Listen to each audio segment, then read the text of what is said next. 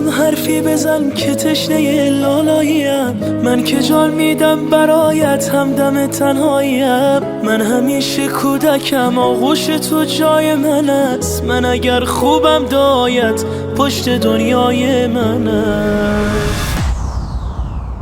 مادر همه جان و تنم، مادران حتی در قبر هم به یاد فرزند هستند. اما فرزند چی؟ دلیل زنده بودنم.